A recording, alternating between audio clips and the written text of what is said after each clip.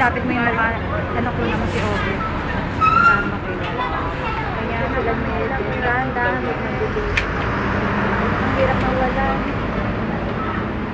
Kapatid.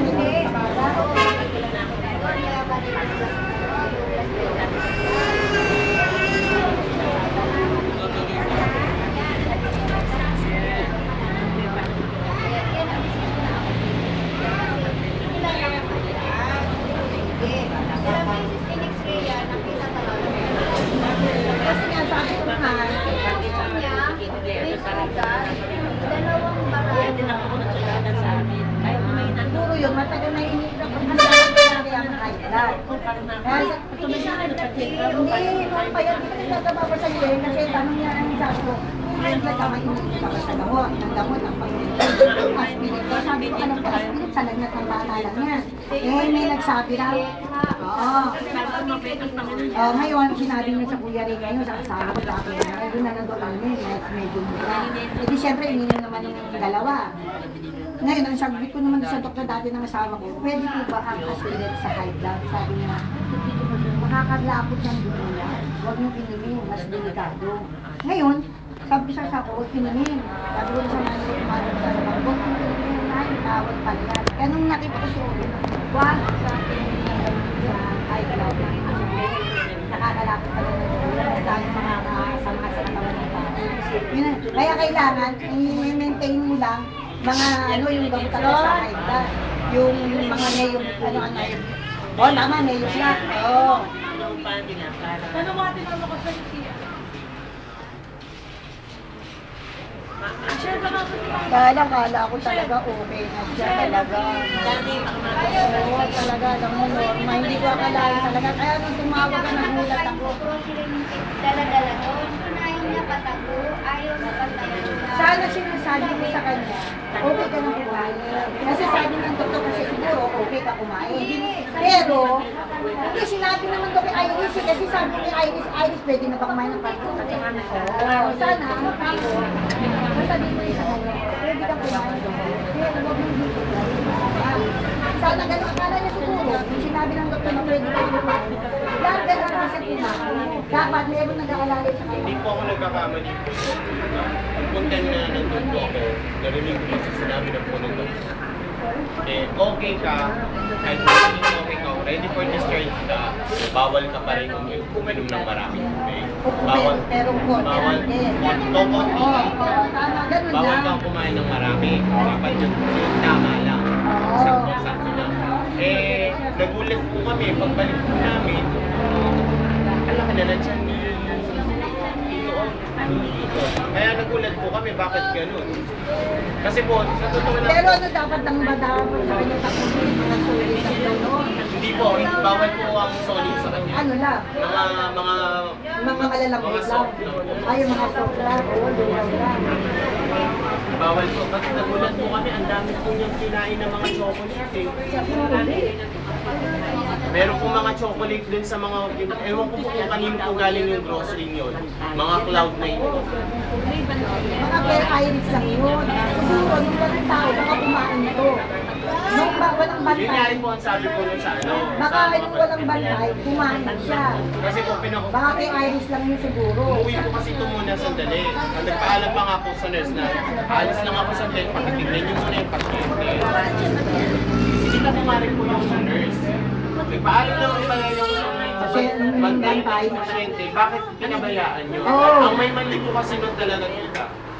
Naglagay po kasi ng tubig, humingi nag-request po daw ng mainit na tubig si daddy. Para inom ng kape. Ano? Hindi po, maliligo. Oo, di dapat sinabi niya na bawal sir. Huwag po. Huwag Yun po nga kayo- po. Dapat ganun. Tinanong ko po kung bakit binigyan ng tubig. Ang masaklap pa po doon, di po ba dapat yung mga banyo may mga handle yun? Oo. Na yung mga Para banyo yung na nga handle. nanghihina. Oo. O tsaka yung Makahawak. harap na swero. Bagong bagay. Nawakan. Ang masakit po, binigay po ng nurse yung tubig na nasa takure, nilagay sa banyo at iniwan. Mainit. Yun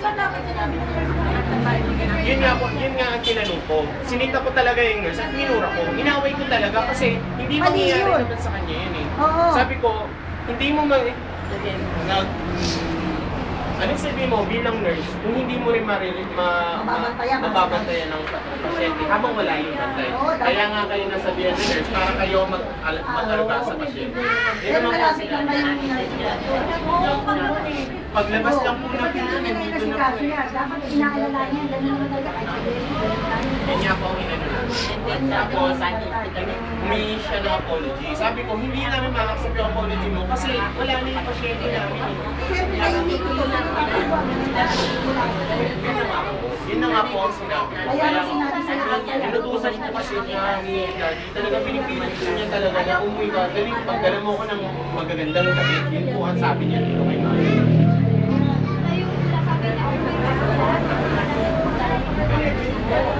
Pag alis na ako ni Mami, makakita ng mga pasyente, kumakain siya. Oo, dala-dala yung mga grocery. Yung may dala na grocery doon, may grocery siya bago. Meron po. Meron po.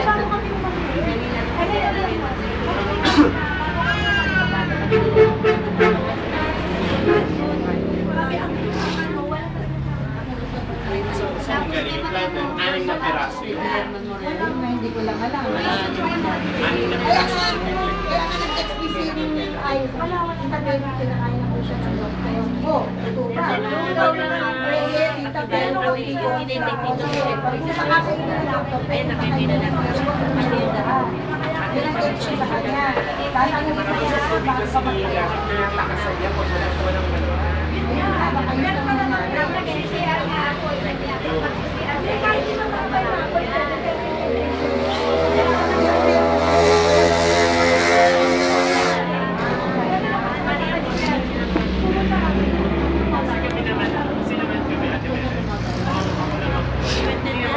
sasabihin kung hindi namin nakakita. Baka yung sila nagpautos siya sa mga bantay ng pasyente.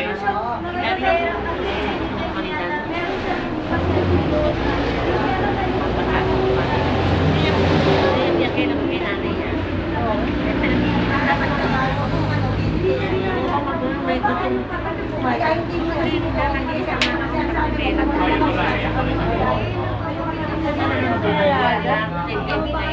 Sabay pa agad yung dyan. Pwede na nga siya lumakas. Makakainin na na yan. Makakanakatawa yung bigyan. Eh, siyempre, sinasabi niya, parang hindi niya nagagawin ka agad yung dati. Mababa pa, hindi mamayaran.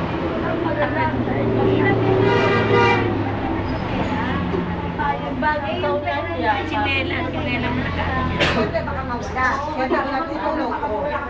Kasi ang Wala sabi na yung ko pagkarin kasi, eh. Yun ang pinag-aaral alamin yung body. Wala nang dapat hindi yan tapos dyan. Yung pantay ng tayo. parang sa lunod na talagang 10,000 yun. Tapos nagpabili sa iyak na yung kapel. Oo, wala lang. Yung prutas, binili, yung naubos niya. Ay, may kainin yung pinalagay natin.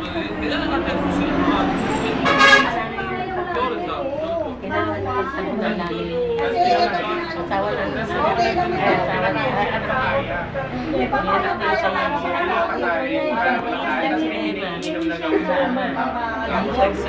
Pero yung makaya ko na kaya, Pwede, pero kasi si Iris kasi inuubo. Hindi nga sinasabi. Kaya sabi ko, kaya hindi ka namin mo kasi parang magiging. At saka to. Nasabi naman tayo. nasa ano na po, nasa tabi na ng table. Nasa table na mismo. Baka binigay naman daw yung nurse niya. Baka sinabi, o sir, ito pong butas nyo nandito, baka bumapanis na to, masira to, kainin nyo. Baka ganun naman naglaman na. Kaya siguro nilagay, kaya napunta to. Kasi napakain niya.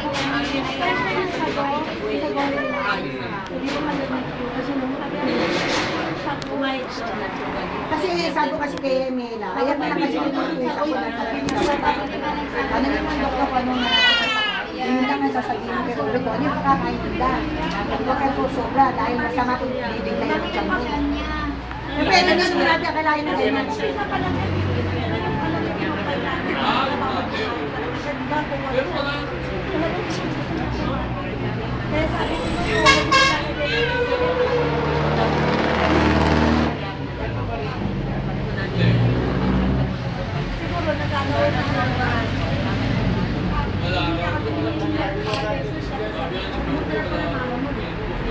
Lumaki yung mukha ni Obi.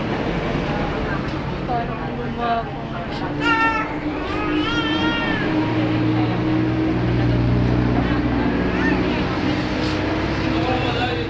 Di ba tapos na New Year, nagpunta na sa akin yan. Ikalawang araw nilalakad yung business. Nagpunta na sa akin, nagsimbakan ng Quiapo. Maga pa lang nandun pa yan, galing sa business. Kaya nalisa sa nagpunta. Nahanap na ako. Ngayon, gabi na kami dumating. Yun nga, yung nilisa ng manok, tsaka pakatago. Nanginisa na doon para pagdating ng sabi ko, antay ko ako. Parating na yan. Gusto mo lumutin ko para pagdating mo doon, kakainin mo na lang yung Walmart. Sabi ako na ate kasi gabi na kasi kanina pa pala, maga pala na doon. Hindi kasi nangihinga siya lang ulang para daw pagdating na dito. Hindi kasi maraming nangihinga kasi natano. Ngayon, hindi, alam ko lang din yun, nung New Year.